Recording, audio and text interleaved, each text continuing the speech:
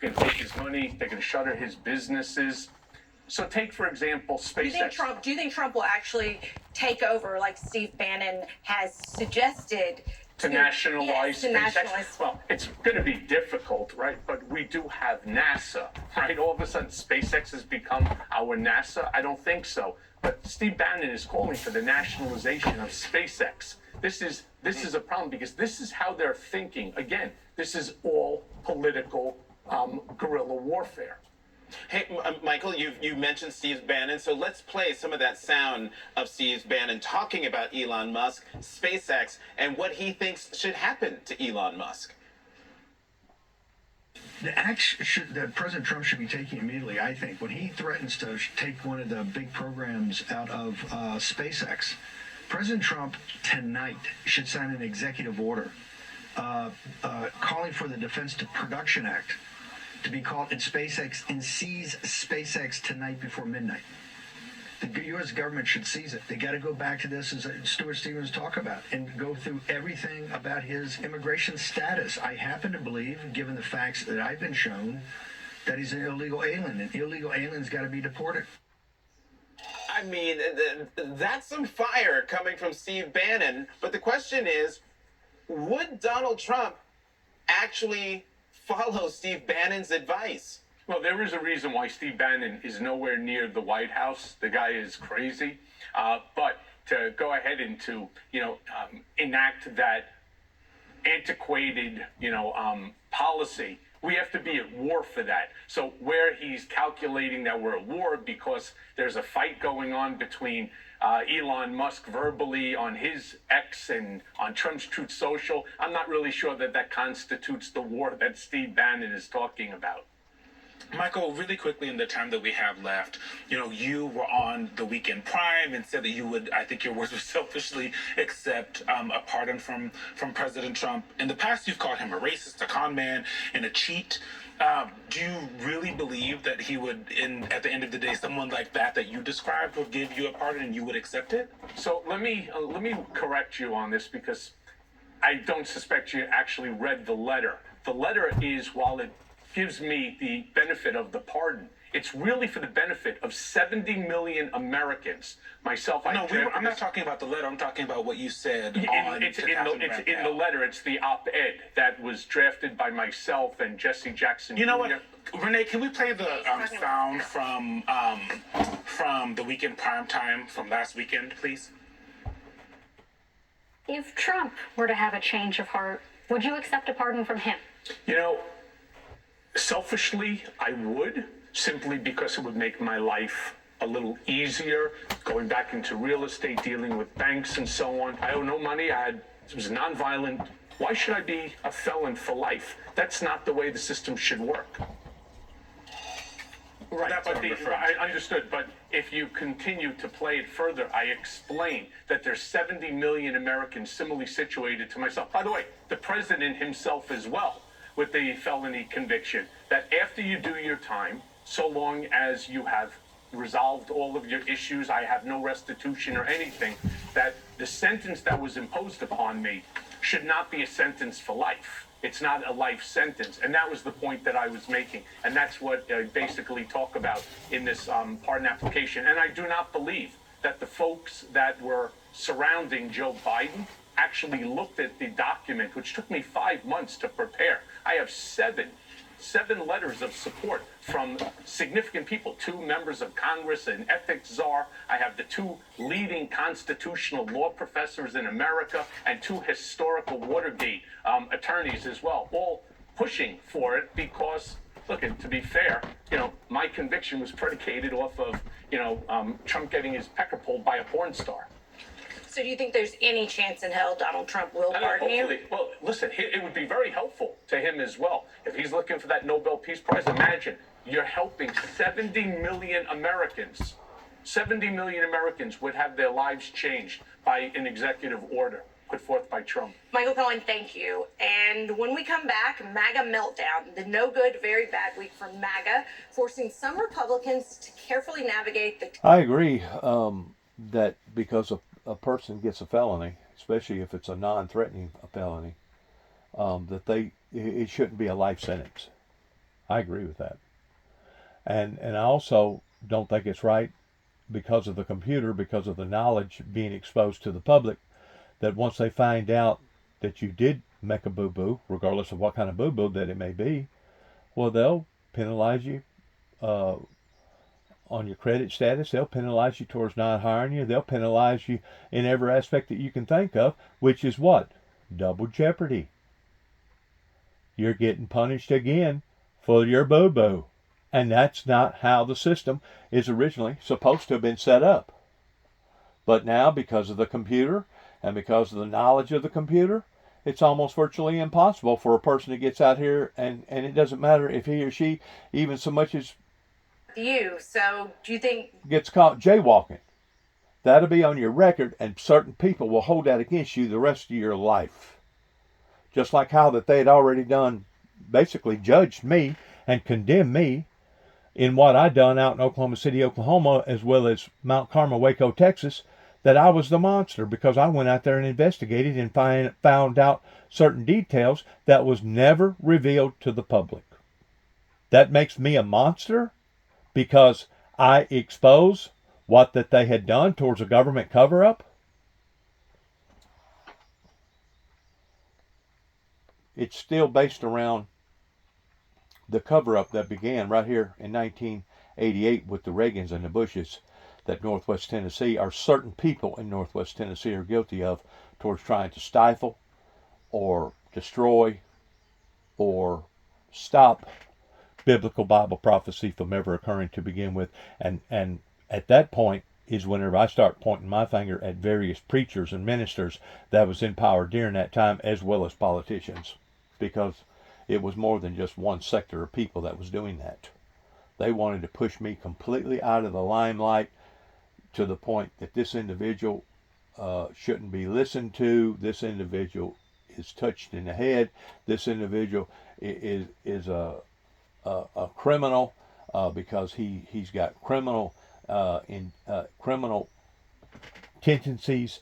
This individual, though may not be a actual terrorist, under the criminal law of falsifying files, he still has the implications of being a terrorist, even though he didn't pull down no fire alarm and he didn't start no panic in a theater by crying fire, fire, fire. I know exactly what's been going on in my life, going all the way back to 1989, whenever I was working for Mr. Jimmy Atkins up in Dresden, Tennessee. This was within just a few years after that I had reemerged back into the labor field life, because before that I was trying to get over a major accident that I'd went through towards breaking both legs and crushing both ankles and crushing 3 vertebrae in my back, rupturing 2 discs and breaking both arms all at the same time. It took me a while to get back on my feet to be able to learn how to walk again.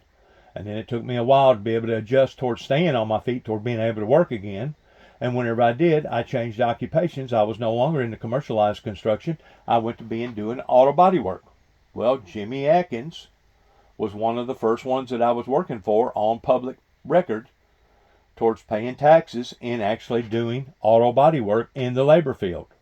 And whenever somebody like that gives you an ultimatum towards getting off a WENK radio station over in Union City or seek employment elsewhere, that was a move in let's quiet this individual out of the eyes of society. We don't want him teaching or preaching or explaining his story to nobody.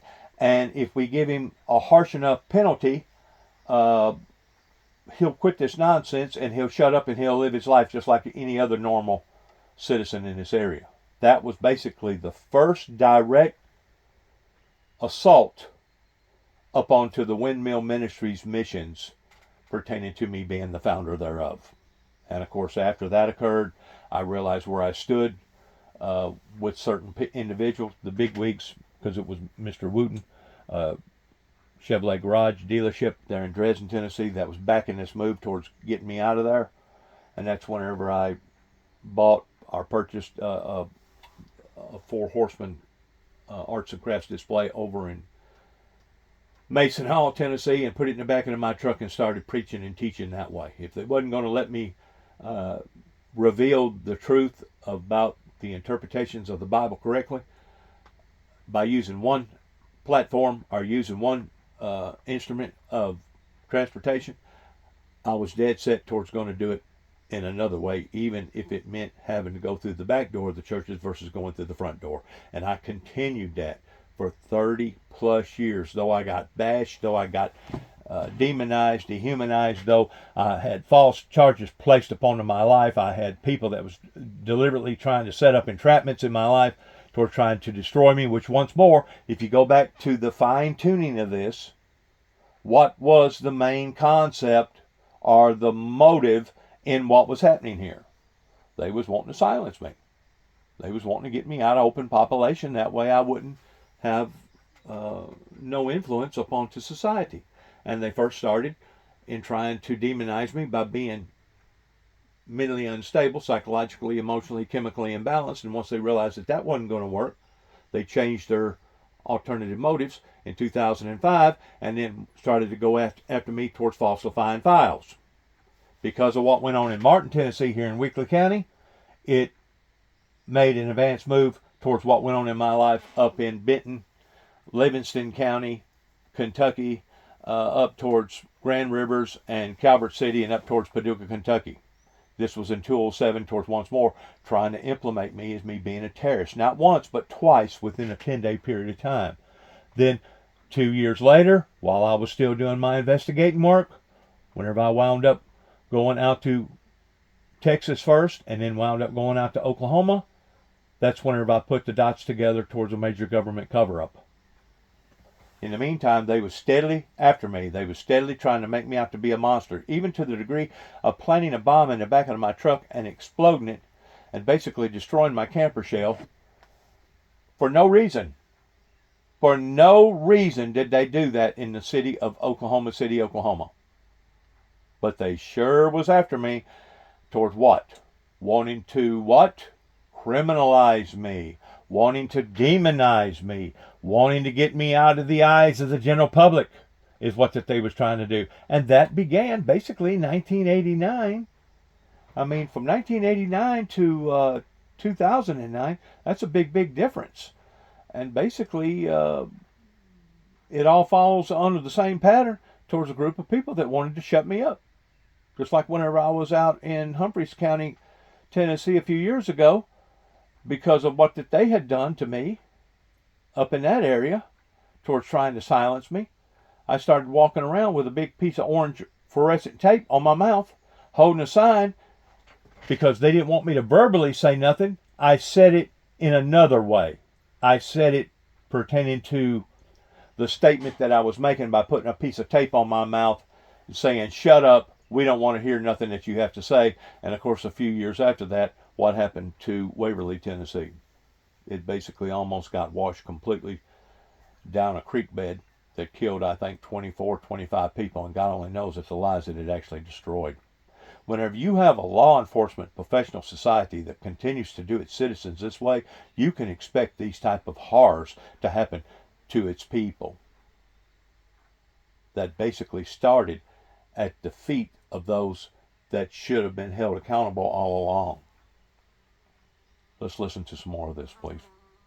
The way that this appears to be handled, it's not a surprise that chaos would follow. Now, in response to the protest, President Trump said he would deploy 2,000 National Guard troops to the Los Angeles area. But LA Mayor Karen Bass called the move unnecessary.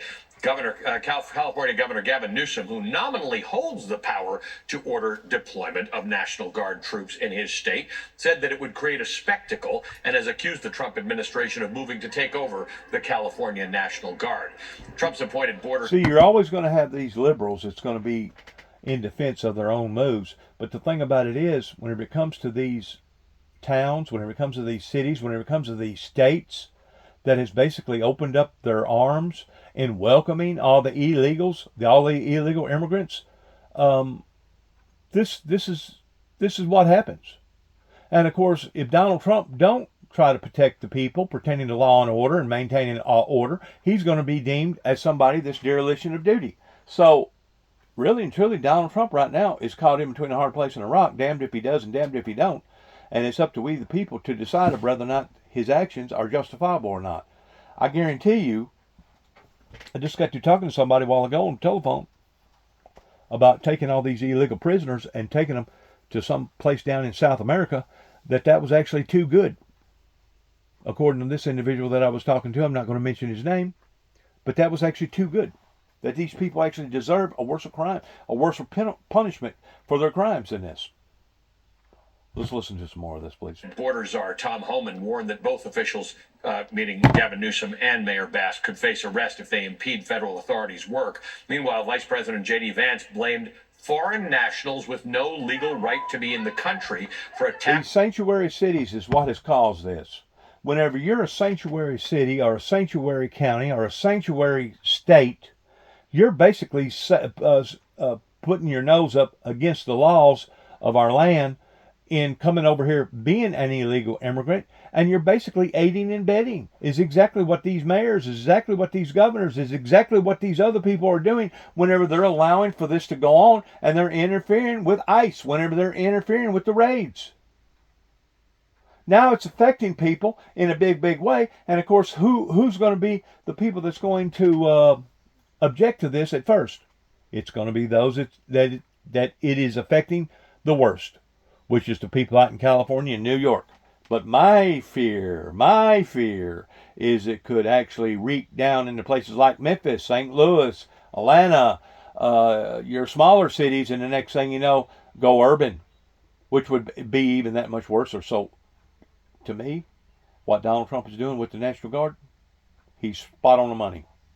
He's spot on the money regarding using his presidential authority powers of trying to maintain order. He's spot on the money. Federal agents and urged protesters to be peaceful. That as anti-ICE protests are spreading around the country, including to places like New York City. Despite the back and forth between local and federal officials, LA Mayor Bass issued a public statement.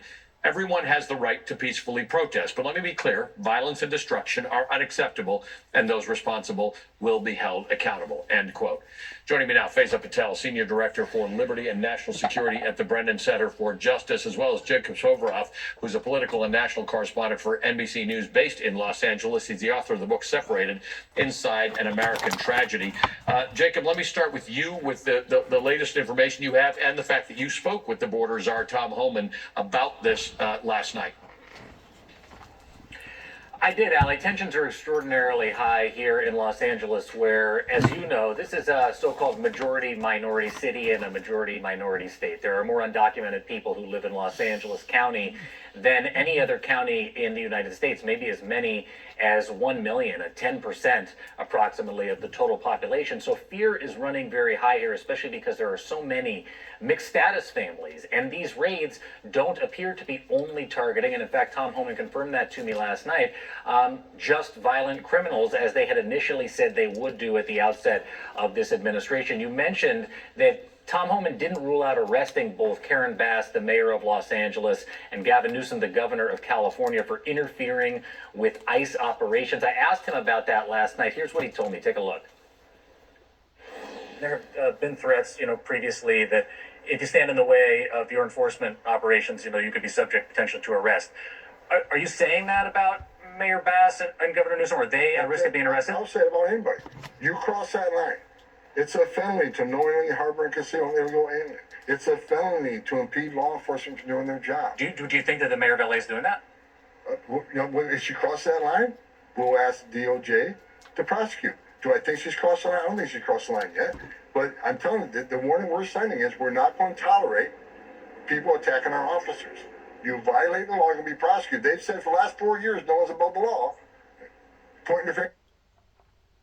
There you go there. Mandate to escalate detentions and potentially deportations set the scene for violent protests in Los Angeles this weekend. The president now says he's calling in the National Guard. We'll have the latest, and we'll speak exclusively with Homeland Security Secretary Kristi Noem. Texas Republican Congressman Tony Gonzalez will also be here. See, if you don't watch, stuff like this can become an actual cancer. It can start to spread, and it usually starts to spread in your bigger areas, and then it will go to your rural areas. But it's danger. It's a red flag, and it never, these sanctuary type cities and towns and counties and states never should have done that to begin with, because basically you're snubbing your nose up at our laws and saying, well, it's okay for you to come over here even though you're a criminal in the eyes of our laws towards breaking the law. We're still going to allow for you to come to our state or come to our county or come to our city and work, and nobody's going to bother you. It's called a sanctuary city. That in and of itself should have never ever got approved. Whenever they first started doing that, that's whenever somebody should have put their foot down. California, a region that has now become the latest epicenter of the nation's contentious debate over immigration policy. A federal law enforcement official tells our Homeland Security correspondent Nicole Skanga that multiple federal officers were injured in confrontations with protesters in Los Angeles this weekend. CBS News immigration reporter Camilo Montoya Galvez has the latest. I'm going to stop for a minute. As I was talking to my friend a while ago, he was explaining to me that we're actually being too good to these people that come over here and commit these type of crimes, because we're sending them to a place down in South America somewhere known to be a brutal prison, that according to my friend that they actually deserve a worse punishment than that. I mean, I don't know how much of a worse punishment that you can get to that, having you deported plumb out of the country. But it was that type of propaganda, that type of ridiculation that I was going through myself personally from one of my own family members by my dad, James Robert Jackson, that kept telling me during the time that I was popping up in different places. This was either in the late 80s or the early 90s, that the President of the United States has the privilege of basically having me deported. I was basically being threatened or blackmailed in the fear factor of thinking that I was possibly going to be deported. This was after the occurrence took place in my life, shortly thereof, I believe, with Wheeling, West Virginia, and which would have been in 1991, which would have been a very, very grotesque, gruesome thing to tell your own son, that, hey, if you don't shut up, if you don't quit this nonsense towards preaching this gospel about this end-time message, the President of the United States can take it upon himself towards having you physically removed from the United States and taking you to another country somewhere and dropping you off. Satan was trying every move that he could think of during the time that I was having to play dead man's bluff and stand up over here and stand up over there and stand up over here towards trying to stop me.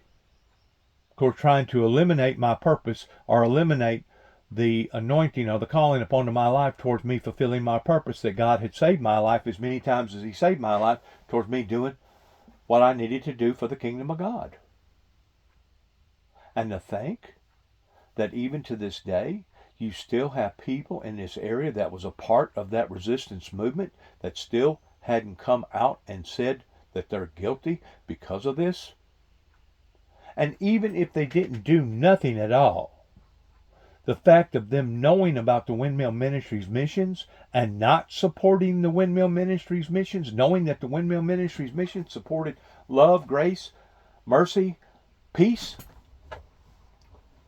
indicates to me that instead of them being part of the solution to the problem, they was the problem, because they never did enact towards supporting the founder of the ministry. They sat idly by and remained quiet, a lot of them. Not all of them, but a lot of them that knew about the Windmill Ministries missions. A lot of them didn't care. They went ahead and pursued towards wanting to drain me or destroy me, and if it wasn't trying to put me before psychiatric community centers towards having me actually committed, It was various people that was coming against me because it was basically a pile-on. Whenever I first come back to Northwest Tennessee in 2014, that Tommy Moore, Tommy Thomas, Mike Wilson, and the rest of these people that was in power in this particular area in Weakley County, Tennessee, Northwest Tennessee, that's going to give an account for that because they sat idly by and they let a family be violated again and again and again for 3 consecutive years. 3 consecutive years, we was nothing no more than the family whipping post out here, or the community floor mat out here. Why others sat idly by and know that it was going on, but wasn't willing to stand up and give an account towards the injustices that was happening here. Kind of like whenever we was children growing up, basically being abused by a brutal man that they'd already put in a category toward being grisly because of his actions. Though, yes, he obtained that disease during World War II, it was as if none of the people around here, of course this is going way, way back, into the 60s, 70s, and throughout the 80s, but it was as if nobody around here cared about Kelmer and Miss Aldell's grandchildren. Not counting Jeff Jackson's great-grandchildren. I mean, we've been around in this area for quite some times now, going all the way back to the early 1800s during the Davy Crockett era. And to think that we was treated this way by various community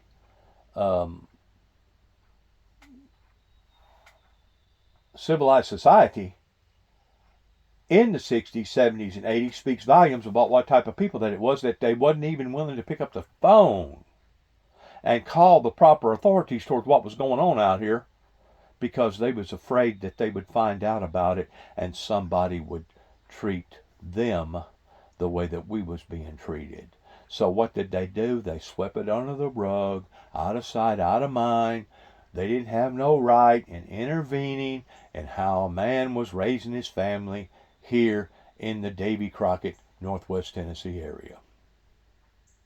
Well, I tend to wonder if the same type of trajectory isn't still instilled up into these people, because they know that my brother and I was being attacked illegitimately again and again and again. But yet no, wasn't nobody coming to our defense.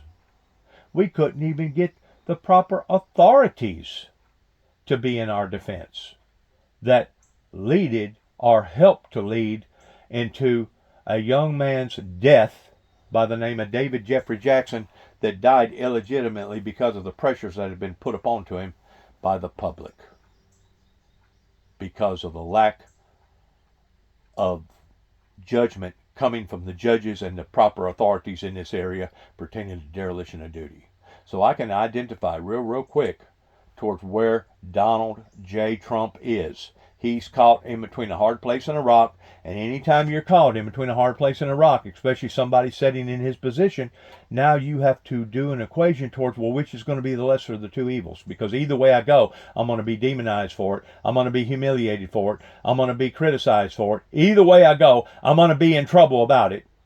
So now which way do I go? Well, he'll have to make those decisions for himself, and it looks like that he's made the right ones towards bringing in the muscle team towards trying to break it up, stop it, because if you didn't watch it, would wind up being the same thing towards what happened during the Rodney King uprising in L.A. You keep in mind, all them people that went through all them fires, it has made severe adjustments in people's lifestyle to the degree that they're already under pressures to begin with pertaining to the area that they're living in. And of course, whenever you have dire situations, you're going to have dire people that's going to do dire things. And as the situation unfolds, as things even become more and more harsher, you're going to have more and more of this type of activity rising up against the authorities in this country. I have never seen things this orderly the way that I've seen towards basically wanting to protect the guilty, the drug dealers, towards letting them off, giving them a pat on the back of the hand, or true violators that come over here illegally. We're going to protect them, while in the meantime we're going to attack our citizens, because our citizens is preaching a message of righteousness and justice and grace and love and mercy and etc. I've never seen society in America be this far unbalanced. And that's exactly what it is. It's an imbalancement that has happened within our society that didn't just start overnight. It began in the late 80s whenever Homeland Security started taking its punches at the founder of the Windmill Ministries, and the next thing you know, they all took their turns. Why did they take their turns? Because I was basically all alone. I was a one-man band. I wasn't like Joe Osteen that had a 40,000 membership support team. I wasn't like some of these other ministers that had big groups of people that supported that particular minister, which made me vulnerable. And they know that I was vulnerable, and because I was vulnerable, they was doing any and everything to me in trying to provoke my brother and I into doing things that was going to basically come back and haunt us. Well, that has now backfired on the people in Weakley County and this immediate area right here towards what that they either done that they shouldn't have done, or what they should have done that they didn't do. Now it's all backfired on them. Because why? Because neither nor my brother nor myself took the bait in what that they was wanting us to do towards bringing blood on the floor and basically taking the law into our own hands.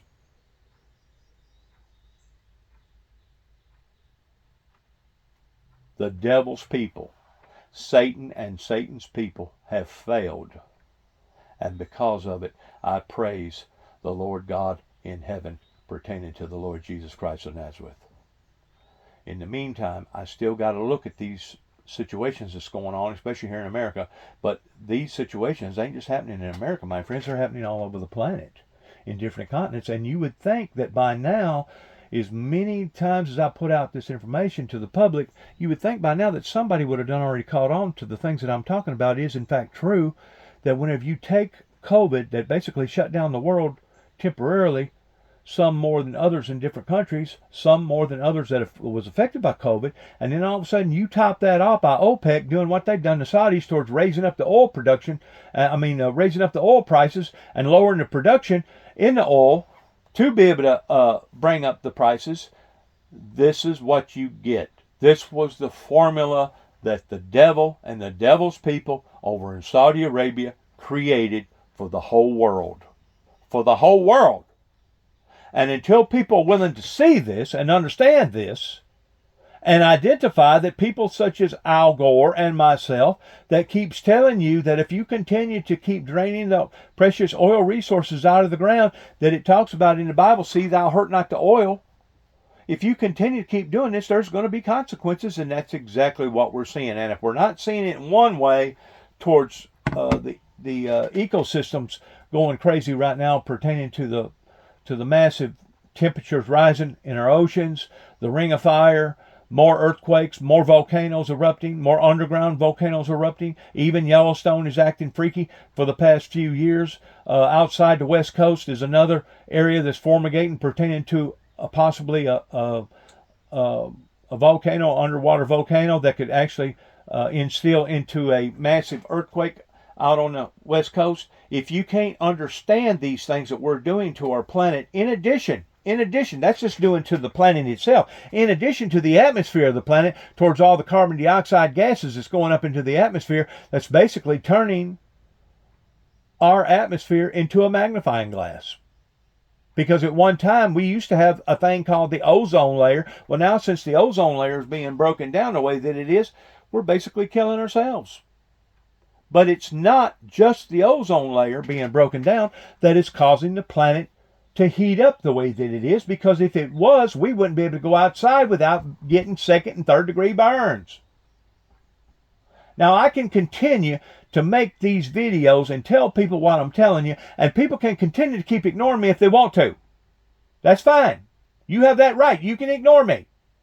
You can cut me off, turn me down, shut me down, any way that you choose. But I'm telling you right now, the trajectory that the world is on, especially over here in America is on, is a bad one. And it's only going to get worse, just like I just got to explaining to my friend. You come this fall, this winter,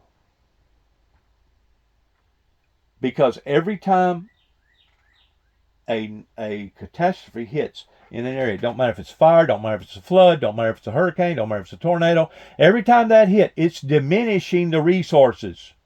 As it's diminishing the resources, it's putting everything under a strain. As everybody is getting under a strain, now personalities change. Now attitudes change. Now you're dealing with dire situations that they think require dire actions. So this is the response that you're seeing right here from all this. That basically is a multitude of things. It's building up.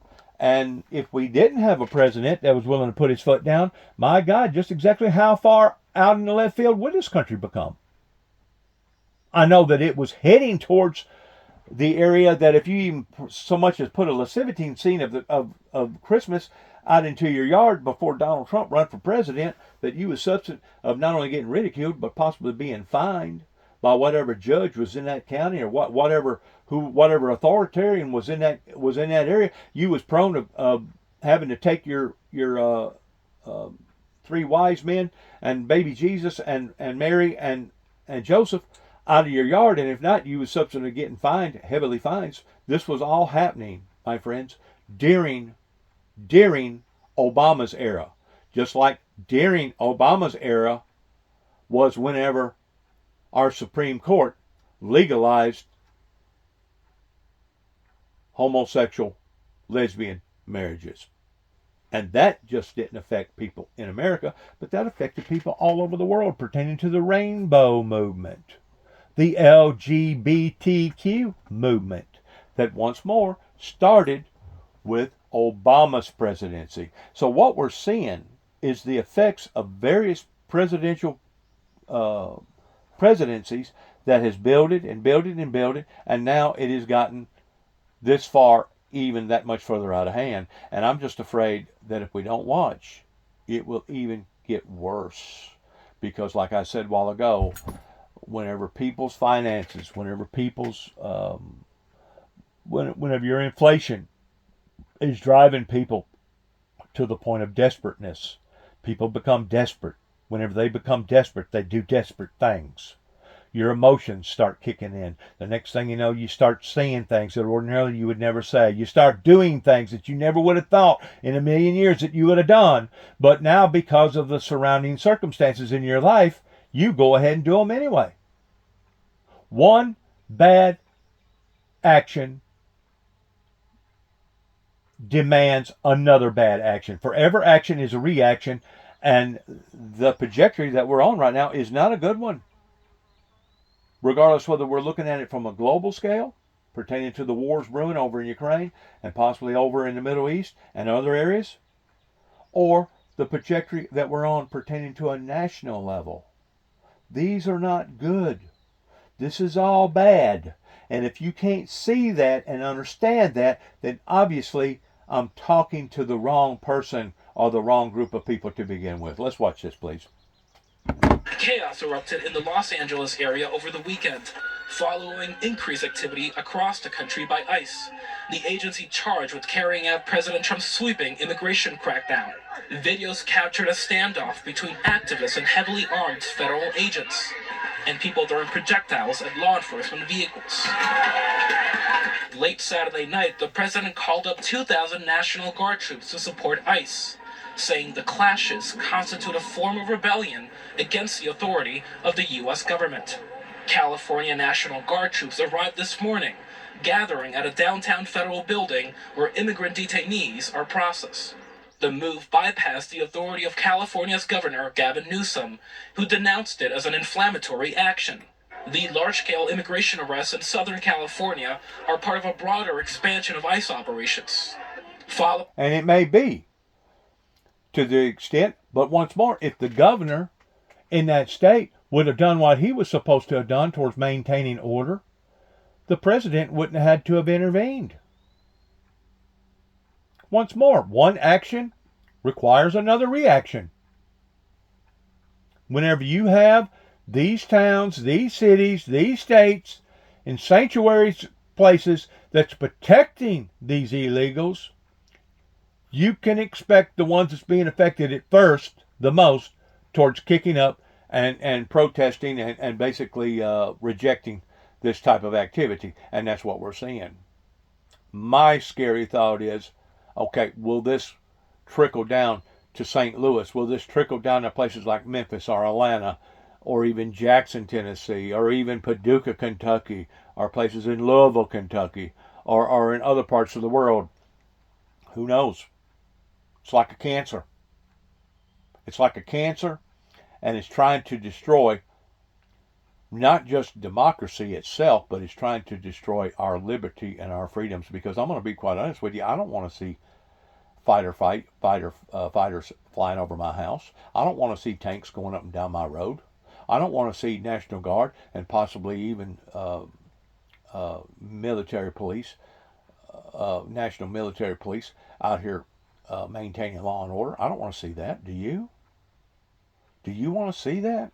Because that's what it's coming to. Because once more, Donald Trump has to choose between the lesser of the two evils in dereliction of duty or trying to maintain order in the streets. Do you want to see that?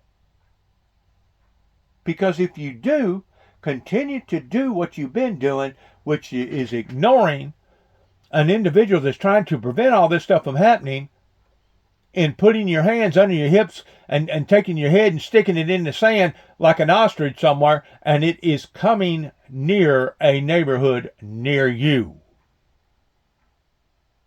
Because you didn't stand up, because you didn't become accountable in the actions that we're now seeing unfolding here in the United States and throughout the world.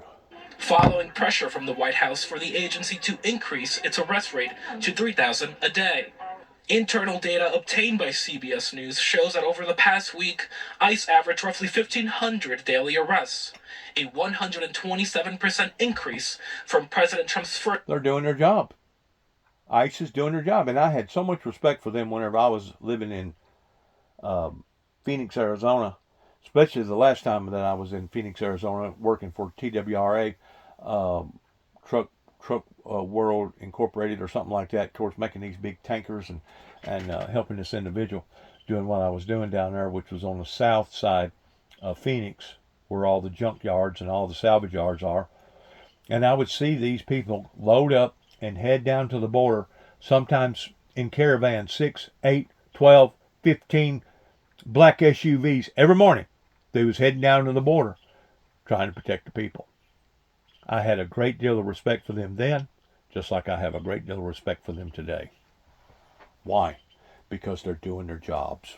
That's why. They're doing their jobs. And thank God we got people that's willing to stick their lives out on a limb like that, that's willing to do their jobs in trying to maintain safety and order in this nation.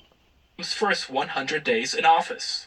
More than 54. Let's back up. Let's get the statistics right here. Sorry about that. Over the past week, ICE averaged roughly 1,500 daily arrests, a 127% increase from President Trump's first 100 days in office. More than 54,000 detainees are now in ICE custody. ICE has been able to boost its arrest levels by taking more aggressive tactics like arresting migrants, attending their court hearings, or check-in appointments across the country. The federal agency is also receiving help and support from other agencies like the FBI, Border Patrol, and the Drug Enforcement Administration. Margaret? That's Camilo Montoya Galvez in Paramount, California. And we are just receiving word from our LA Bureau correspondent Nydia Cavazos that activists are calling for a, quote, mass mobilization there later today. So we will continue to monitor the developing story. We go now to Homeland Security Secretary Kristi Noem, who joins us from her home state of South Dakota. Good morning to you, Madam Secretary. Good morning. Thank you for inviting me, Margaret. Well, we are seeing from the president's proclamation that he can federalize, he says, 2,000 California National Guard forces for 60 days under Title X authorities. Which units are being deployed? Are they military police? And exactly what are their orders? Yes, President Trump is putting the safety of the communities that are being impacted by these riots and by these protests that have turned violent. And he's putting the safety of our law enforcement officers first. So these 2,000 National Guard soldiers that are being engaged today are ones that are specifically trained for this type of crowd situation where they'll be with the public and be able to provide safety around buildings and to those that are engaged in peaceful protests, and also to our law enforcement officers so they can continue their daily work. So our CBS team is reporting that the California National Guard officers are at that Edward Roybal Center in LA. This is a plaza with a federal building. Courtrooms are there, a processing center, a detention center, a veterans clinic.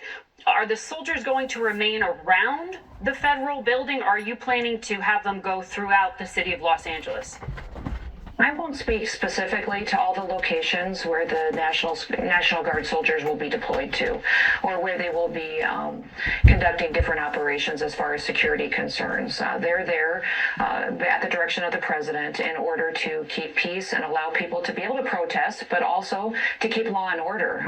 That is incredibly important to the president.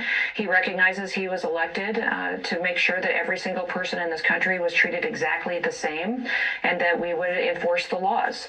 And that is what ICE is doing every day as they're out on our streets and working to go after bad criminals and people that have perpetuated violence on these communities. The gang members we have picked up in LA because of their hard work are horrible people. Assault, drug trafficking, human trafficking.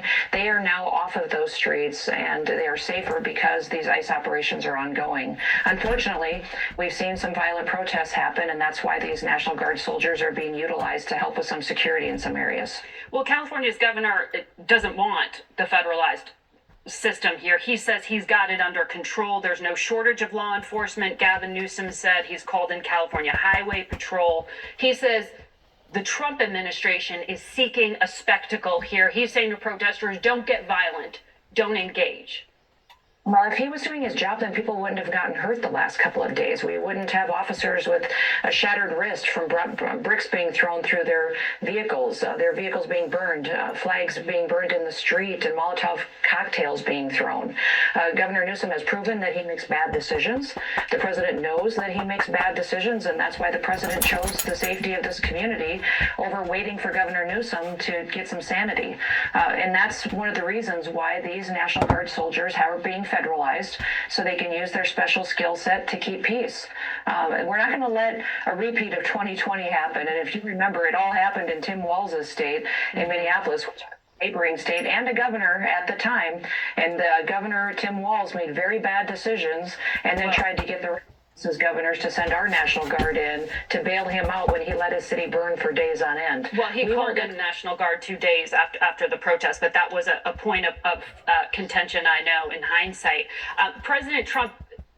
in California, we happen again. Okay. President Trump said masks will not be allowed to be worn at protests. Who's going to enforce that, and how? And how can you justify it when law enforcement officials have their faces covered? You know, what I would say is that the law is going to be enforced, and that what the laws are in this country is what we are doing, and our ICE officers and our law enforcement officers out there that are in these situations where people have questioned why they have their faces covered, it's for the safety of those individuals or the work that they're doing as far as protecting their identity so they can continue to do investigative work. But are you tasking the National Guard soldiers with removing masks from protesters? I mean, are you... Look, people like myself, this lady here speaking, Margaret, the lady from, where did she said, Dakota, South Dakota or somewhere, North Dakota, wherever. These people are putting themselves out on a limb whenever they get in front of a camera or they make their own social media platform and voicing their opinion about what's going on. I don't think nobody can recognize the courageousness that it takes for people to stand up in the name of true justice, in the name of true righteousness, and basically head on or try to contradict the things that the devil and the devil's people is trying to pull over the wool over the good people here, either in the United States or throughout the world. It takes people like Margaret. It takes people like this woman that's speaking right now. It takes people like myself and people like Al Gore of speaking out and telling their opinion or the truth about what they see and what they have interpreted. If we didn't have this, we would no longer have a functionable democracy, and basically it would be forced into an authoritarian type nation or authoritarian type state, the same as Russia or the same as China. And that's the part that we're under attack on. We're being attacked in trying to make us evolve into that, and hopefully there is smart enough people to identify that this is the mindset or the motive in behind the mindset that if we don't watch, we'll fall prey to this. We will fall prey to the devil's entrapments if we don't watch. This is the reason why it's so crucial that we stick together. A divided house will not stand. A divided house will not stand. That's exactly what the Bible says. And that's exactly what the Bible means. A divided house will not stand. And right now we're seeing the prince of this world pertaining to looking at the planet in the sense of it being a house, that now you're having all these cracks. You're having all these different countries or different places that's now wreaking havoc upon to itself. And basically we're seeing the foundation of the devil's house being cracked and chippled and crumbled away. And to be quite honest with you, I thank God for it.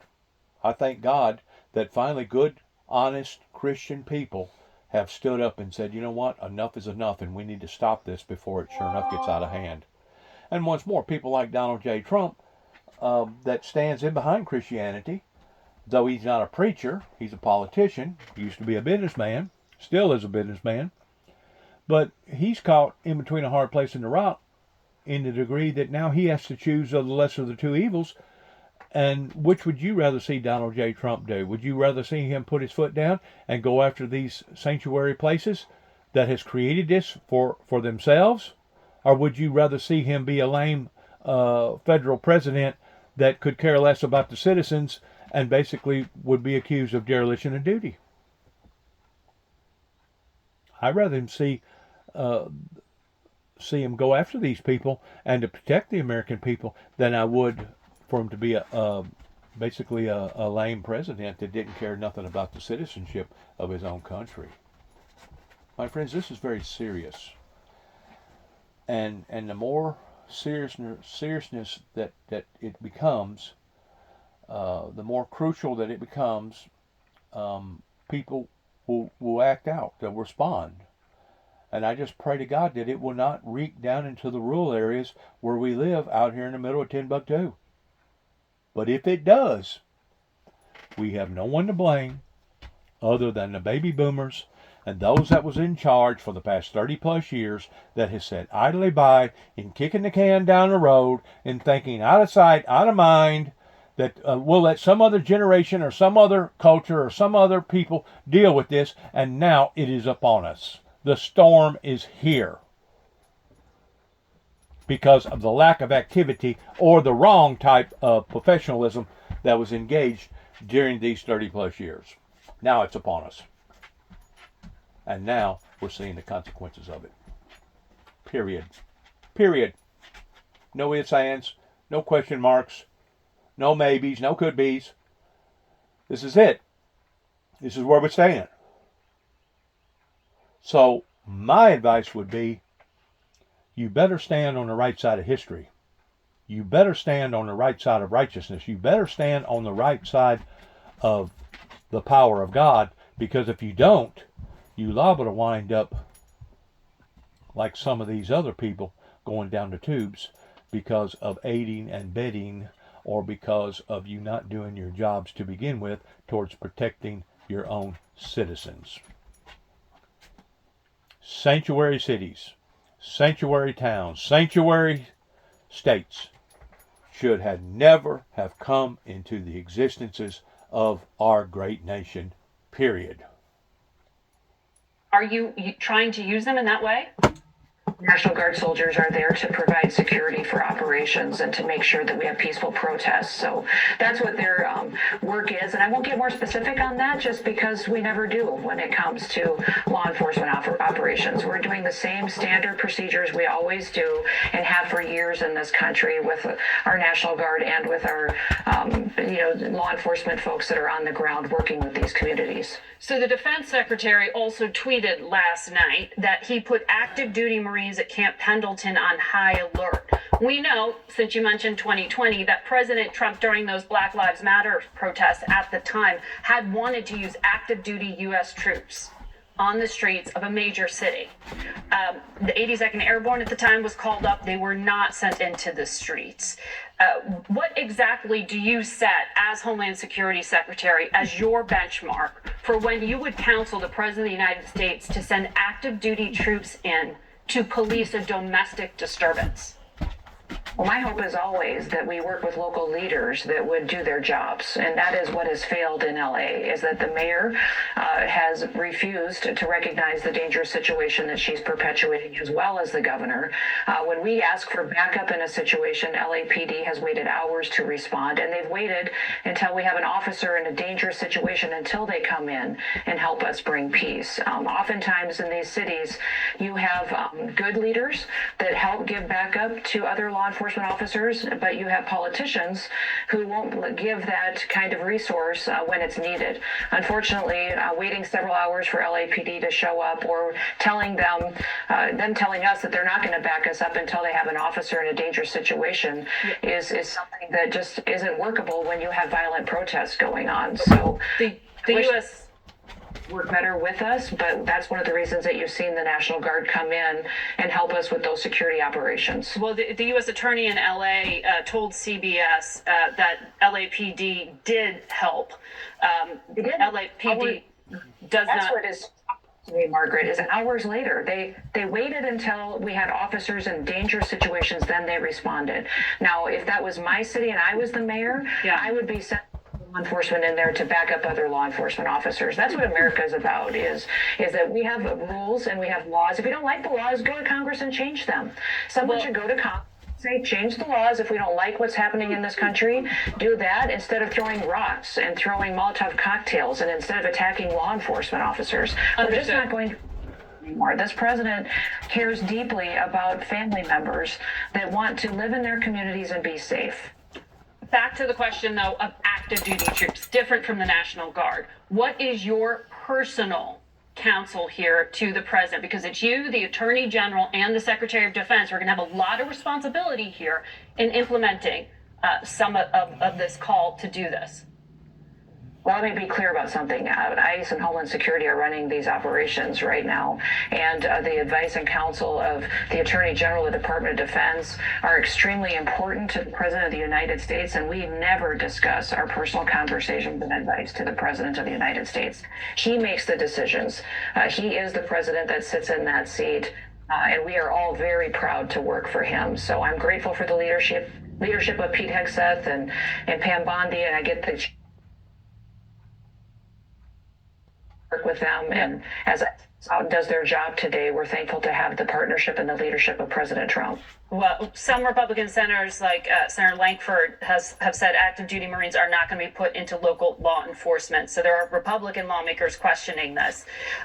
To the question about where we are seeing the National Guard troops centered around this Roy Ball Center, CBS is reporting undocumented immigrants attending their ICE check-ins were being detained and held overnight in the basement of that building. And there were lawyers for some of those detainees claiming it was illegal because the migrants were held in makeshift facilities with limited access to food and water. That was one of the sources of the protest. Can you vouch? Listen.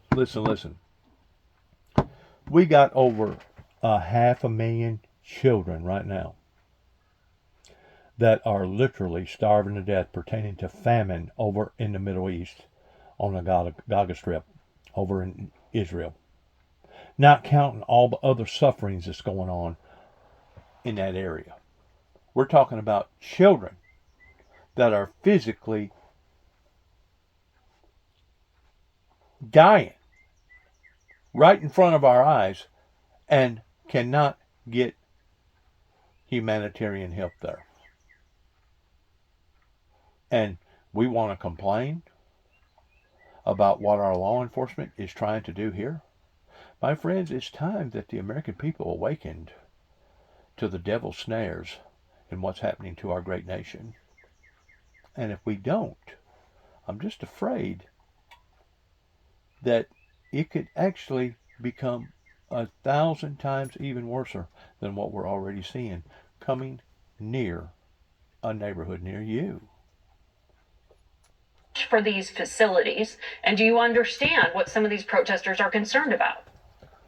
Well, these protests started long before we ended up in the situations that we saw when we were trying to secure these individuals and the law enforcement officers involved. What I would say is getting individuals in and out of those facilities was extremely challenging when the violence broke out and when things were being thrown at vehicles and people were rocking vehicles and shaking them, trying to break into them. In fact, we had to send a swift response team in to get a female officer out of her vehicle safely in those situations. So we are following all the laws and procedures as we always do. But when you have violence like that, the safety of everybody involved is incredibly important, and we'll make sure that we get people through them without injury as best to our ability.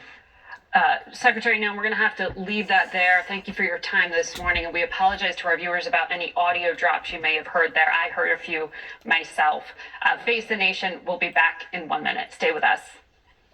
Once more, whenever you have dire situations that's building, you have emotions that's building, you have people that's willing to do dire things. And this is all the complications that various presidential administrations has let build, including the very one we just got through leaving out of pertaining to Biden's administration.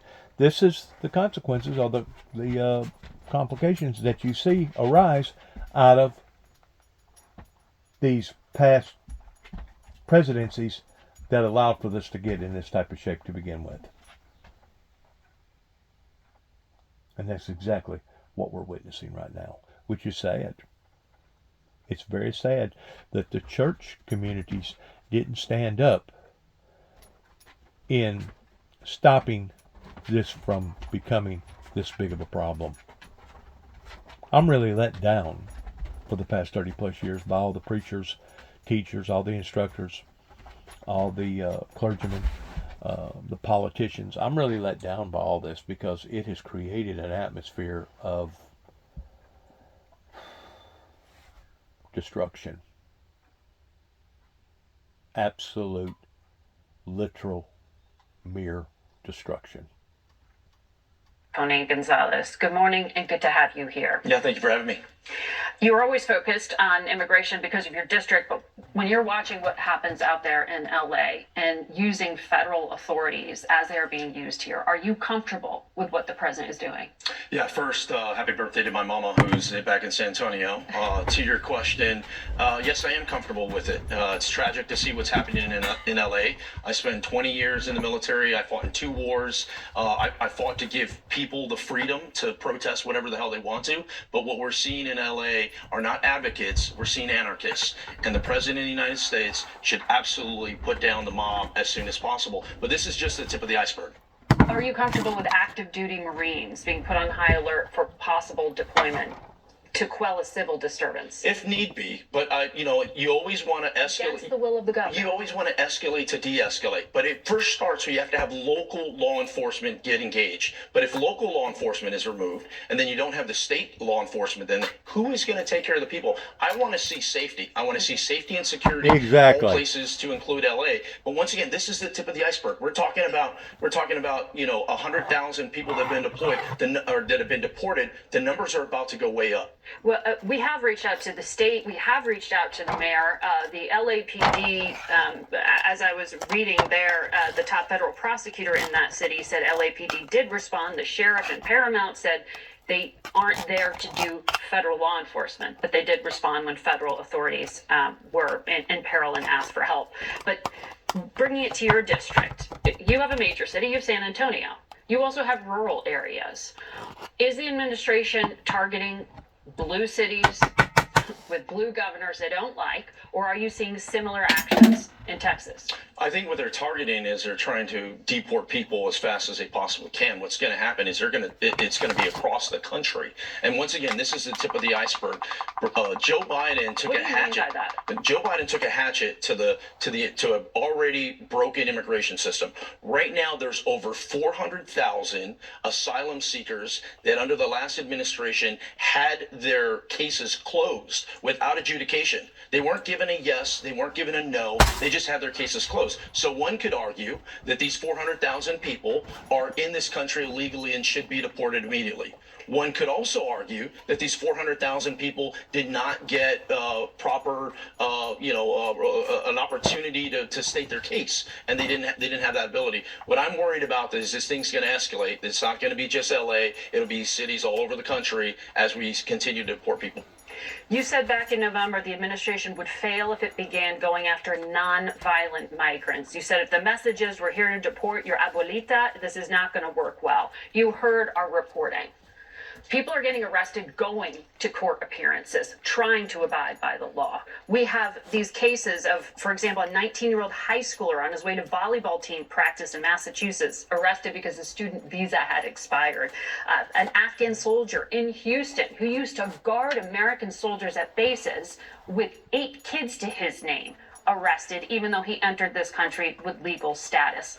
Are these people the worst of the worst? They're not. But when this is what's going to happen is as these 400,000 asylum seekers that are in limbo, if you will, start to get deported.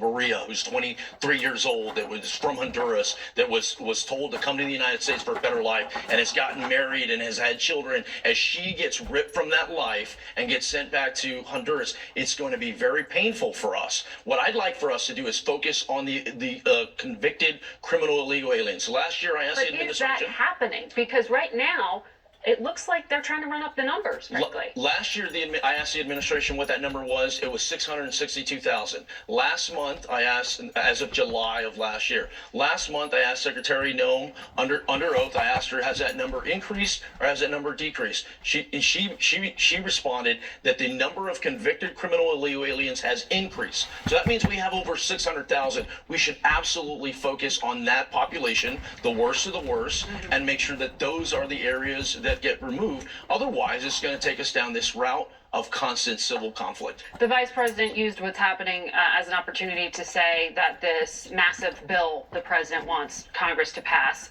should get passed quickly. And that's exactly right. They're creating civil unrest in defending something that our initial law says is illegal. Which, to me, now makes them just as guilty as the ones that they're trying to defend. Aiding and abetting an illegal immigrant is illegal in the United States, especially whenever it comes to interfering with law enforcement. That in and of itself is a crime. It's a crime to aid and abet people that you know that have obstructed or broken the laws, regardless of what law it may be. It don't necessarily have to be an immigration law that you're aiding and abetting. You may be aiding and abetting somebody that's making meth or crack, or somebody that's doing illegal stuff towards kidnapping children, or possibly wanting to do other things. If you're aiding and abetting that person that you know is doing that type of crime, you're just as guilty as the person that's committing the crime. Just like whenever my brother and I was concerned about 3 little children across the road. If my brother and I did not speak in defense of those children, that would have made us just as guilty as the parents that was doing what they was doing or wasn't doing the things that they should have been doing with them children. With them children living in a unstable, bad environment, it made the environment inappropriate for the children. And to think that my brother and I, especially myself after my brother died, because I'm sure probably the initial move was to get both of us. was to take down both of us. But to think that this area of the law would try to project me as me being a stalker of the family across the road that had these 3 little children just shows you how far that the legal system is willing to stoop whenever it comes to not doing its job. And it's one thing not to do your job for me and David, but it's another thing not to do your job whenever it comes to illegal children. And proof is in the pudding, because the children later on was taken from the mother because of her inappropriate behavior. Proof is in the pudding that my brother and I was right in ever catching a glimpse of this family across the road. I mean, I'm talking about right across the road. How can you be stalking a family right across the road unless you're out there with a tripod or you're out there pointing a gun at them or something? For this law enforcement agency in this county to have done that speaks volumes about the law enforcement agency, much less about the community that, like my son said, would Dennis, or Dad, he called me Dad. He said, Dad, it was much easier for them to go after one person than it was for them to arrest the dozen or so families around there that was injecting this type of misery up into your life. And I'm thinking to myself, well, what kind of justice is that? Especially whenever you're talking about a death of a human being dying at the age of 51. Much less the inappropriateness that we've seen that was going on across the road. What kind of justice is that? That would be willing to do that? Stoop that low in not giving a damn about little bitty children. You know, I can understand back in the 60s and the 70s and even the 80s, whenever people was responding and reacting the way that they was in this particular area, towards not giving a damn about other people's families or other people's children. But my friends, haven't we learned by now in the 21st century, the year 2025, that it is important towards monitoring bad behavior, that it is important towards monitoring our country's future pertaining to our children? It is important of making sure that these children aren't either being neglected or are abused in some sort of way? Sure it is. Sure it is.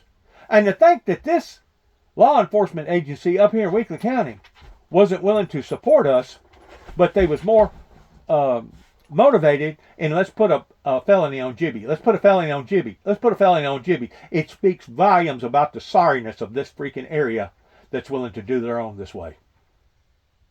They was willing to basically destroy my life. They wanted to destroy my life. They even told us, well, we ain't going to do nothing until there's blood on the floor. Really? Now, the sheriff's office, in a sense, was doing their job. But whenever it go in front of the courts, it would be Tommy Moore that would pitch it towards Mike Wilson, or Mike Wilson that would pitch it back towards Tommy Moore. And they was playing games. They was burning the candle at both ends. They was playing both ends against the middle is what they was doing.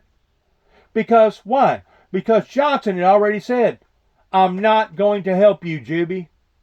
I'm not going to help you.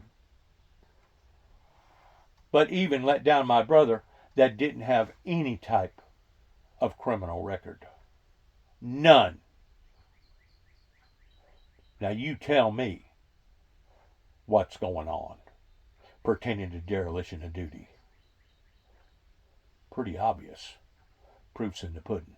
Especially whenever you're talking about the death of an individual and you're talking about 3 little children, that later on proof was in the pudding towards obviously something was going on with one of the parents that was inappropriate behavior to the degree that her children got taken from her.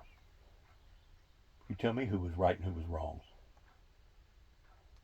Proof's in the pudding. Sad. The Homeland Security chair in the Senate, Rand Paul, was on this program last Sunday. He said this is too much money. It inflates the cost of the wall 8-fold. Should the Senate claw back some of the money that members of the House just passed? Well, I don't know if Rand Paul has ever found a bill he's ever liked, and he's probably not wrong because every bill has flaws to it. But there's $168 billion in this bill for border security. That's important, but it's also important that we have oversight to these funds. You can't just write a blank Billion, not million. Billion with a B. check to the administration and expect them to go out and accomplish these. These are very complicated, difficult tasks. This is where Congress has to come alongside and make sure that those funds are going to the right places. That once again, we don't have a Congress no more. They stay out of office all the time. They're not held accountable. They're supposed to be governing different things that's going on pertaining to our government. And as far as I'm concerned, it's a runaway train.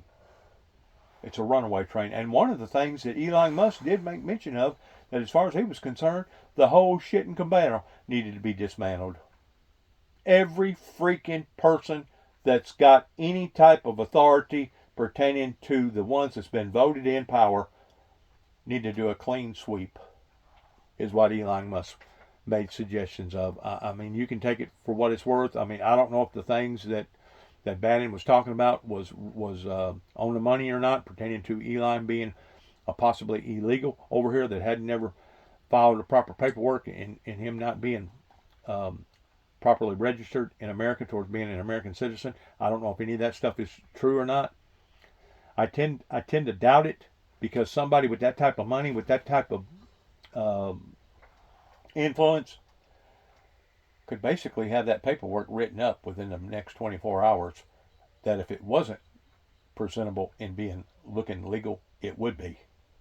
So I think that individual that was speaking, that has a high volume of followers, I think he was just blowing smoke there, personally. That's what my personal opinion is about that. These convicted, over 600,000 But at the same time, in another way, I can also see where the attorney spoke in reference of the things that he was talking about towards being the truth, that from A to Z, you got to look at all of it. Does it become complicated? Probably. Probably to the narrow-minded, to the simple-minded people, yeah, it probably becomes complicated. But to me, it's not complicated. You just got to be able to sift through the good and the bad, and you got to look at all the dots and not just one or two of them.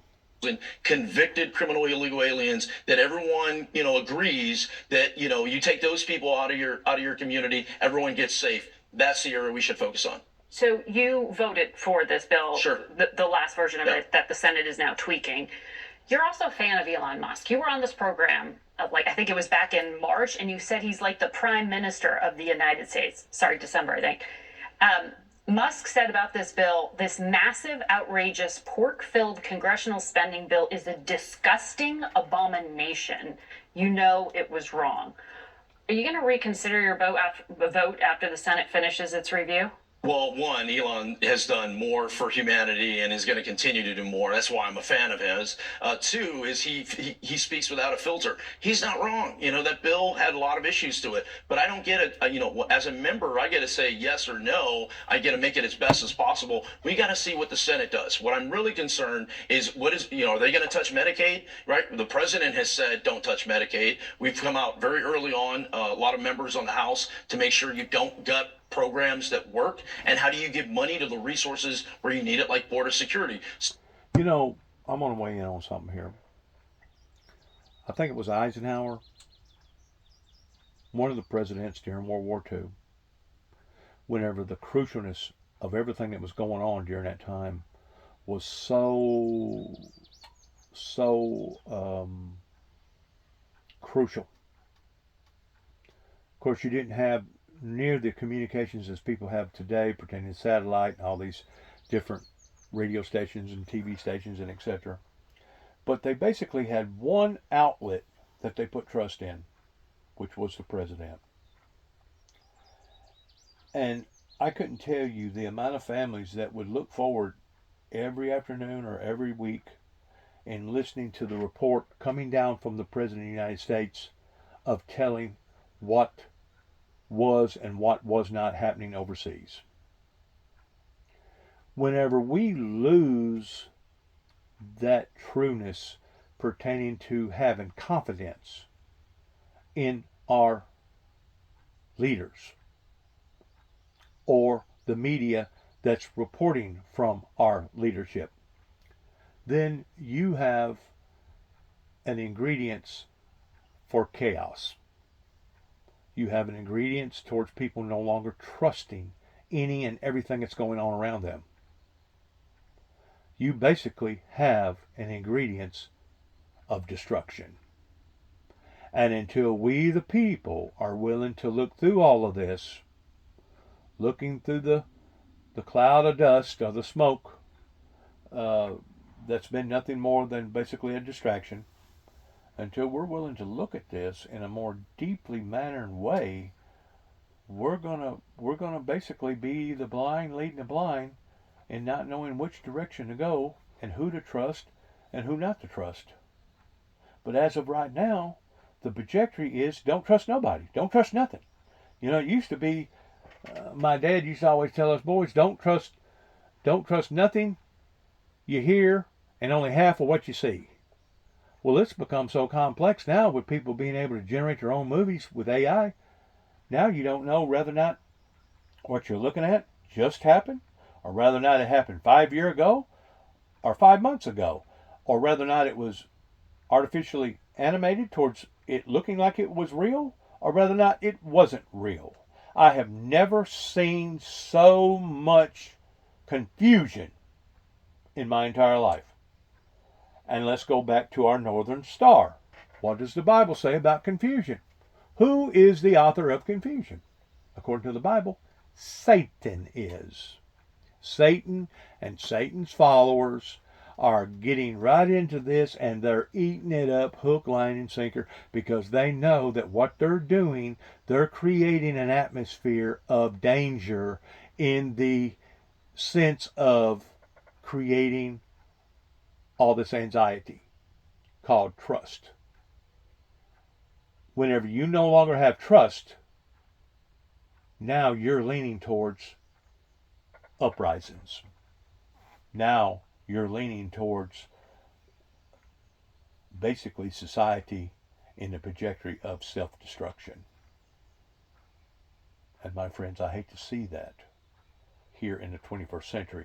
You would think by now people would have already wisened up to these entrapment techniques that the devil is playing upon to the people, especially with all these different media outlets. You would think by now that certain people would have already arisen to the trickery that's going on here, that's only going to inevitably get worse until we cut it off at the chase.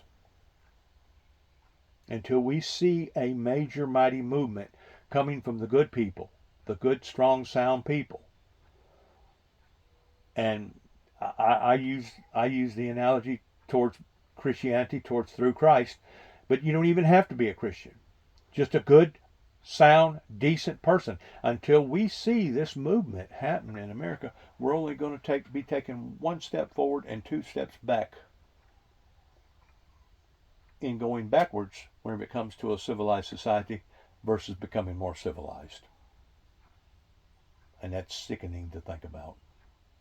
That's sickening to think about, that you would have somebody like Putin knowing good and well that he was killing innocent bystanders, innocent children, innocent women and children, targeting fraternity wards, targeting hospitals, for targeting other things,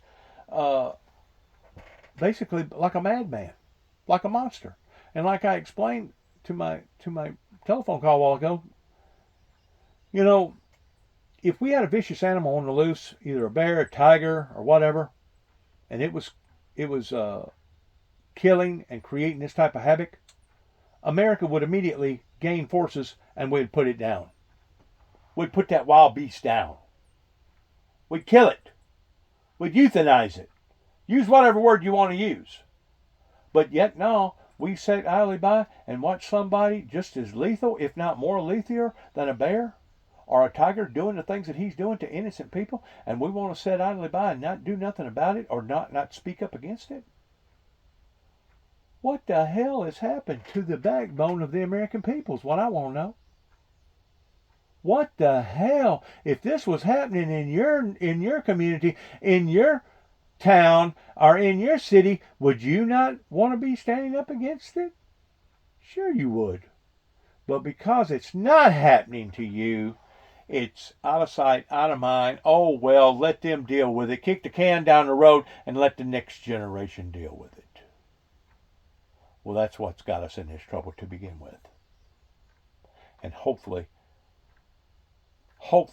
there will be a generation that will rise through the ashes, that will come out on top towards seeing the meek inherit the earth, pertaining to God's true born again Christians. That's the best that I can hope for as of right now. But in all sense, proof is actually looking like we're going in the opposite direction of that. So the Senate's going to do its part. I got to wait to see the final product before I'm a yes or no, but I think we have a lot of work to do. You know, whenever I seen Katrina hit down in southern Mississippi and Louisiana, and I seen the Cajun Navy basically with a bunch of men, probably almost 100 boats, that they all had the proper equipment, they all had the proper boats, they all had the proper skill of being able to go rescue people that was on their housetops begging for help because of all the floodwaters that had happened out of Katrina. But yet and all, they was standing there idled because they didn't know what to do, because none of them want to wind up in a courtroom in front of a judge and being sued because some citizen that they was trying to save decided to sue them over something that they wasn't liable for to begin with. And it was the governor of the state of Louisiana that had to give the Cajun Navy permission. I don't care who they are, what they are. I don't care about whatever's going on right now. This administration is taking it upon ourselves towards taking full responsibility. Y'all go out there and save the general public. That's where we are, friends. Because of all the legalists and all the lobbyists and all the liberals out there that has created this atmosphere for us. That's bad. Whenever you have people that's not willing to stop on the side of the road after seeing somebody have a bad accident and the vehicle turn in for in, and you know that there's 3 or 4 people in the car, or even just one person in the car, and you can see flames already starting at the lower end of the car, but you're not willing to go and try to rescue that person out of the car before the car actually explodes and turns into a towering inferno because you're afraid that you're wind up going to be sued. That's a very dangerous state of affairs for the people to have to be living in, that our political system has created, our attorneys, our liberal judges has created, just like this situation right now with all the illegal immigrants with these sanctuary cities. They have created this. Can you not see that? Whenever Donald Trump talks about the enemy from being from within, this is the point that he's trying to make. No wonder our laws has become a mockery. No wonder our courtrooms has become nothing but a mockery. What it does to Medicaid? Right now, I mean, from where it was, yeah, I'm okay with people having to work in order to get benefits. I don't want to see, what I don't want to see is I don't want to see seniors have, in the most... Freeloaders. That's what this country has turned into, a bunch of freeloaders. People thinking that they can come over here, and because they've already got health issues, now all of a sudden they're entitled to free welfare, free food stamps, free medication, free this, free that. In other words, let's get on the ride and ride it all the way to the end because we're a freeloader. Really? That's what America's about? Towards being taken advantage of this way? Donald Trump's trying to stop this. Though some of his tactics may seem to be unreasonable at times, you got to look at the punchline going to the motive, the primary motive of why he's doing this to begin with, which is what? To make America great again. And if you can't see that and understand that, then you're either blind in one eye and can't see out of the other, or you just don't care, or you're living in a different reality of what everybody else is living in. And I can explain that thoroughly to the media and the Senate, the Oklahoma Senate, that wanted to accuse me of me not being in the realm of reality, and the whole time it was them that was lying to the public, because it was as obvious to see as the nose on your face that they was not telling the whole truth about the Oklahoma bombing. Most vulnerable of our population have their health care ripped away from them, and I think a lot of that has been clawed back. Well, we will watch the developing news on this front. Thank you, Congressman. Thanks, Mark. We'll be right back. Or families that come over here from Ethiopia or wherever, and they open up this gas station, this business, and they can run it for 7 years. The way I understand it, 7 years without having to pay any federal taxes. What they do, they'll maintain the same gas station, but they'll change it over into a nephew's name, or maybe even a cousin's name or whatever. And because it's in a different name, now that same establishment pertaining to that business can go another 7 years without having to pay taxes. So whenever it comes to the loopholes, don't think for a second that these foreigners hadn't already looked at this and studied this and figured out where our weaknesses are. This is probably one of the reasons why Brezhnev said over in Russia before Gorbachev, we will take the American people over and never fire a shot. We will take them over and never fire a shot because of their own stupidity. And as far as I know, this is the only country that a foreigner can come from who knows where, that's got ain't no telling what kind of background, and because they've got money to exchange from their currency over to our currency, they can buy up whatever piece of property that they want to. And basically, as long as they stay within the confines of the law, they can do whatever they want to do.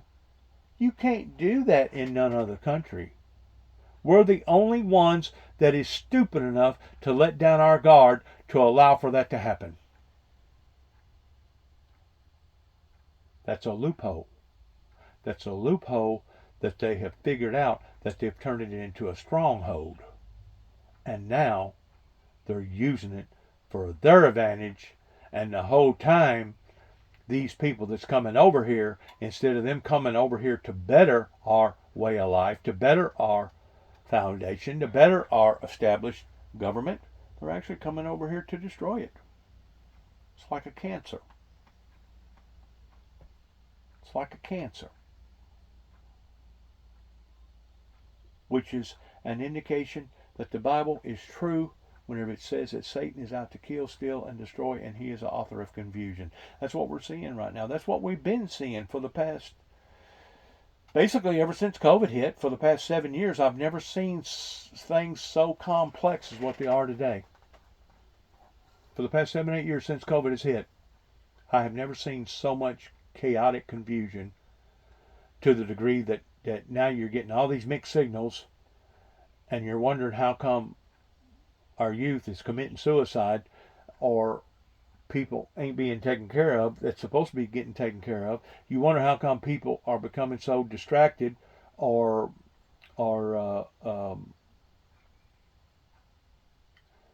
basically they're everything seems like the walls is caving in on them. It's because of this. We have no order. Order begins at the top and then goes down to the bottom. And if you don't have things in an orderly fashion, you're going to have cracks, you're going to have crumbling gaps, you're going to have foundations that's going to fall, you're going to have all kinds of stuff that's going to be happening to the whole foundation, to the whole establishment.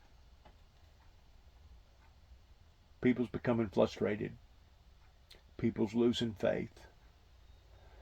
People's lashing out in dire situations because they don't know what else to do.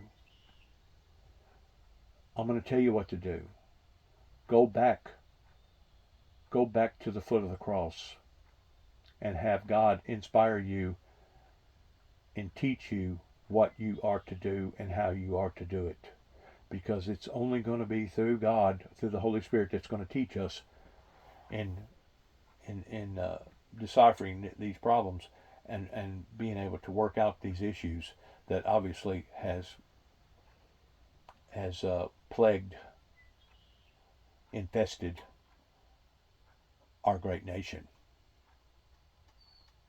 It's an infliction, and it's an infliction of the results that's going to be our own destinies, which will be doom. And that's exactly what they was doing over in the Middle East whenever those planes hit them Twin Towers. They was praying to their Allah over there, glorifying Him because of the death and destruction that befallen upon to the people of America. And I'm pretty sure that right now our true enemies are doing the same. They're glorifying whatever entity that they pray to or they believe in, because they can see the frustration, they can see the agony, they can see the stress, they can see the remorse that's coming from all this. Please, please go back to the cross.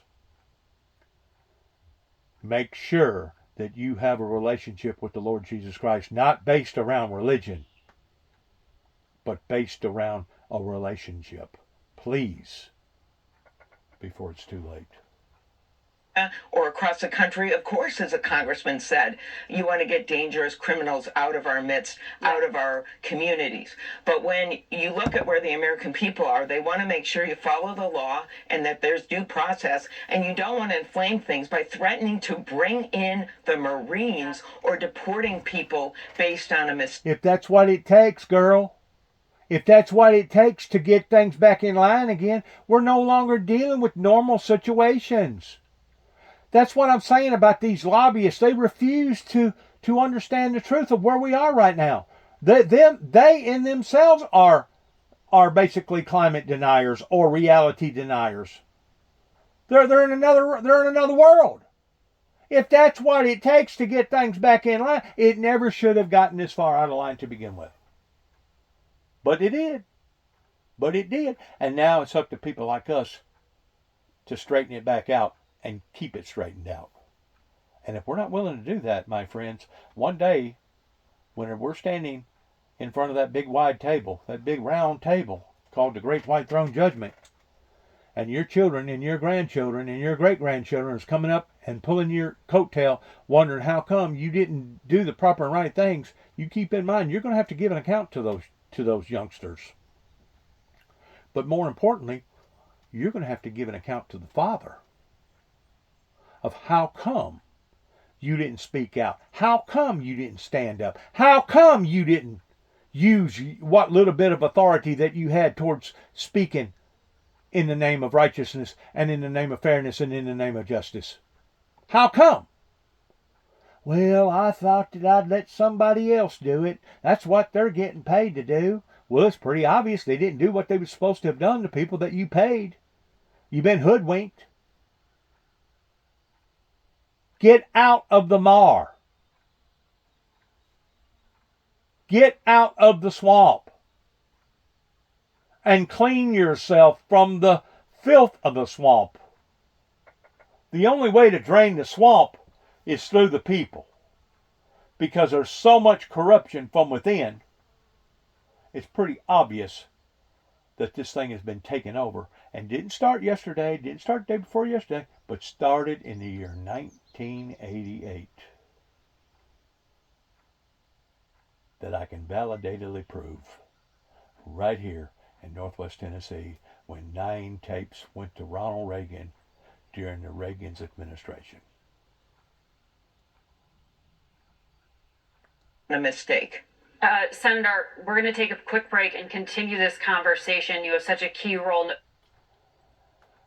She only spoke there for a few minutes. Let's go on and see what else she's got to say, and then I'm going to let this go. I don't want the video to be long. And Nutrafol. Yes. There's another short break.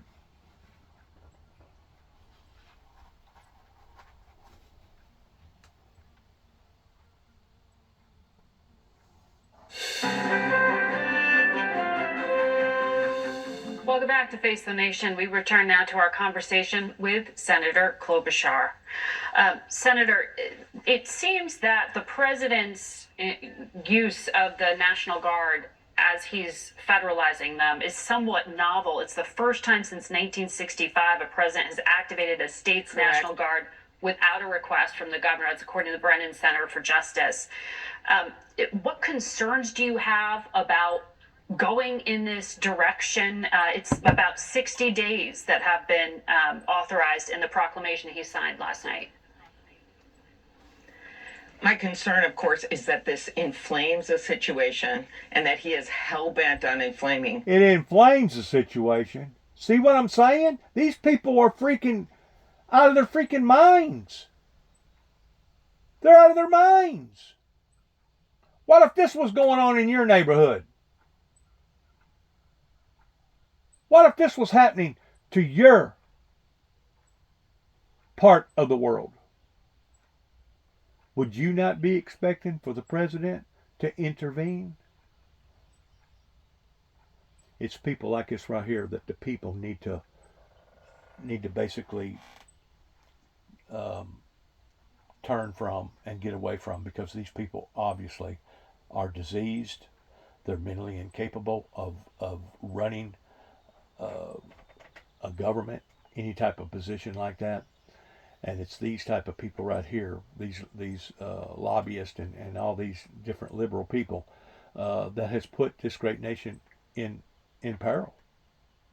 It's people like this. Nancy Pelosi's another one of them. Mitch from Kentucky's another one of them. I could go down the line of mentioning people that have basically brought this upon to the people of America. It's a disgrace in how they think and why they think the things that they think. The situations. Individual governors look at their states and make decisions. But in this case, the president, time and time again, has shown this willingness to, one, violate the laws we've seen across the country in many different situations outside of the... If it looks like a duck, quacks like a duck, sounds like a duck, odds are it's a duck.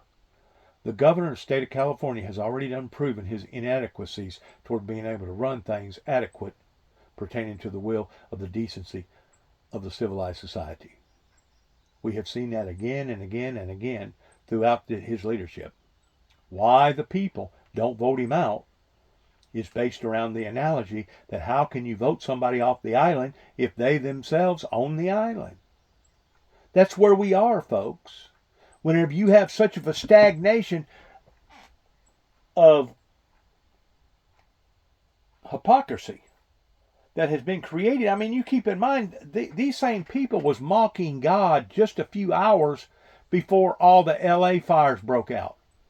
You keep in mind that these same people was the same people that was trying to vote out the King James Version Bible to say, we don't want the Bible in our state. Kind of like the Saudi Arabians. We don't want God in our state. Really? So it's obvious that they've been taken over by these liberals. It's obvious that they've been taken over by these lunatics that Donald J. Trump calls lunatics. And that's exactly what they are. They're lunatics. They're sickos. And they want everybody to follow them and believe in the things that they are preaching and teaching. And the whole time it was them, people like her, right there, that has brought us to where we are. Now, when is enough going to be enough? Thank you for listening. God bless America. God bless our troops. God bless our endeavors towards which way that we go from this moment on. Because, trust me, whenever it comes to good luck, we're going to need all that we can get from the Almighty. God bless. God bless America. And shalom.